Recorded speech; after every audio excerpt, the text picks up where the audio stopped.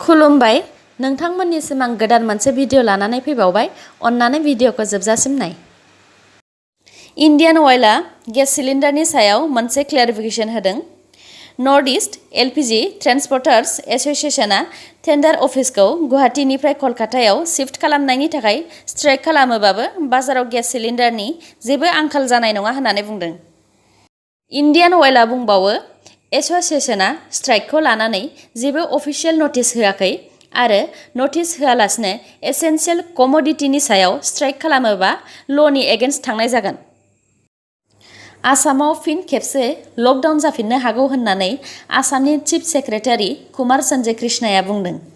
बिथाङा बुंदों आसामाव गोबाङानो कभिड-19नि रुल्सफोरखौ फालियाखै, जेरै मास्क गानाखै, ससियेल डिस्टेन्सखौ फालियाखै आरो दा आसामाव कर'ना मोननाया 1 लाखनि खाथिथिं थांगासिनो, बेखायनो बिथाङा लकडाउन जाफिननो हागौ होननानै फोरमायदों।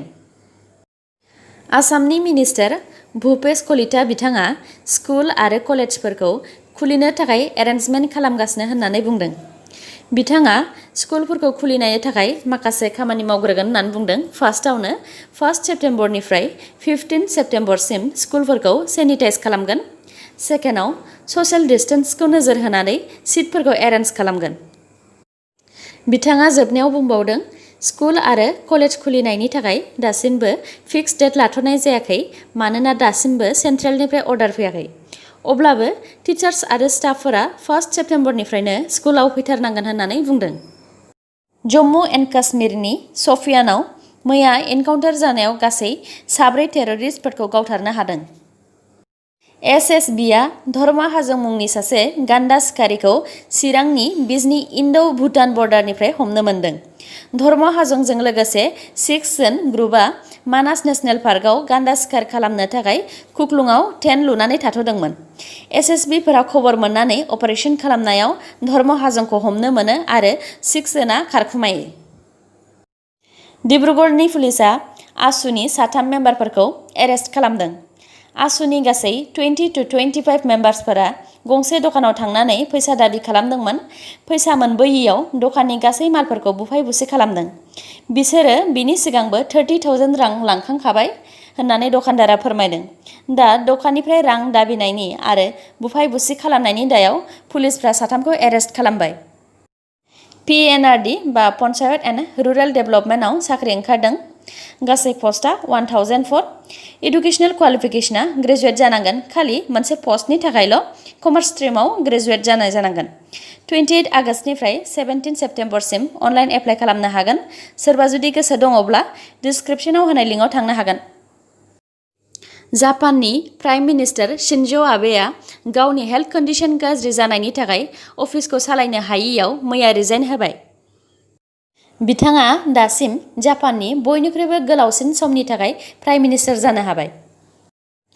आसामाव सप्ताहिक बन्द सनिबार आरो रबिबारा दङबाबो आसामाव थानाय गासै स्टेट गभर्नमेन्ट, सेन्ट्रेल गभर्नमेन्ट, बेंकआव मावग्रा आरो एसेन्शियेल सार्भिसफोरा वार्किं सनिबाराव अफिसाव थांनो नांसिगोन। भिडिअखौ मोजां मोनदोंबा नोंथांमोनहा अन्नानै चेनेलखौ साबस्क्राइब खालामदो आरो बेल आइकनखौ क्लिक खालामदो, जाहाथे गोदान गोदान निउस लानानै आं नोंथांमोननिसिम फैनो हायो। सनु सुदआ आरो खेबसेबाव स्टुडेन्टसफोरखौ मदद खालामनो ओंखारबोबावबाय।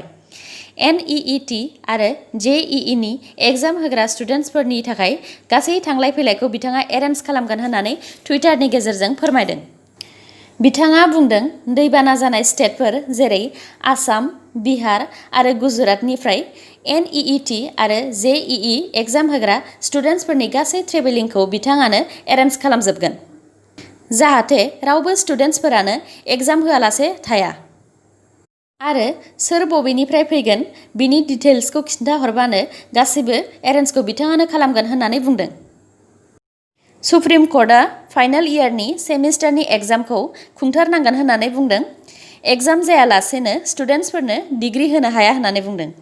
गोसो जायोब्ला इउनिभार्सिटिया एग्जामनि डेटखौ पस्टपन खालामनो हागोन। आरो एग्जामखौ पस्टपन खालामोबा इउनिभार्सिटिया UGCनो खबर हरनांगोन होननानै बुंदों। आसाम गभर्नमेन्टआ मैया गुवाहाटीआव टेटआव पास जानाय गासै 5319 LP आरो UP नि टिचार्सफोरनो एपइन्टमेन्ट लेटार्सखौ होबाय। आरो फैगौ सेप्तेम्बराव 10,000 टिचार्सफोरनो एपइन्टमेन्ट होनायनि एडभार्टाइजखौ होगोन होननानै डक्टर हेमन्त बिश्व शर्माया बुंदों। बिथाङा बुंबावदों 2011 निफ्राय दिनैसिम 1.5 लाखनिबो बारा टिचार्सफोरखौ एपइन्ट खालामबाय आरो फैगौ 2021 फेब्रुवारिसिमाव 50,000 टिचार्सफोरखौ एपइन्ट खालामबावगोन। जोबनायाव दङ भारत आरो आसामनि कर'नानि आपडेट। भारतआव दासिम 34,59,295 नि देहायाव कर'ना पजिटिभ मोनबाय। थैनाया गासै 62,691, हामनाया गासै 26,44,787। आसामाव दासिम 1,01,367 नि देहायाव कर'ना पजिटिभ मोनबाय। हामनाया गासै 79,307। दासिम 21,771 नि देहायाव कर'ना एक्टिभ जानानै दङ। थैनाया गासै 286 जन। आसामाव मैया कर'नाजों गासै 8 जन थैदों। थैनायफोरनि लिस्टखौ स्क्रिनाव होनाय जाबाय। दिनैनि निउसआ एसेनोसै। गाबोन आरो गोदान निउसजों लोगो मोनफिनबावगोन। नोंथांमोना दासिमबो आंनि चेनेलखौ साबस्क्राइब खालामनानै लायाखैबा अन्नानै साबस्क्राइब खालामनानै लादो आरो लाइक, कमेन्ट आरो शेयार खालामनो दाबाव। गोजोन्थों।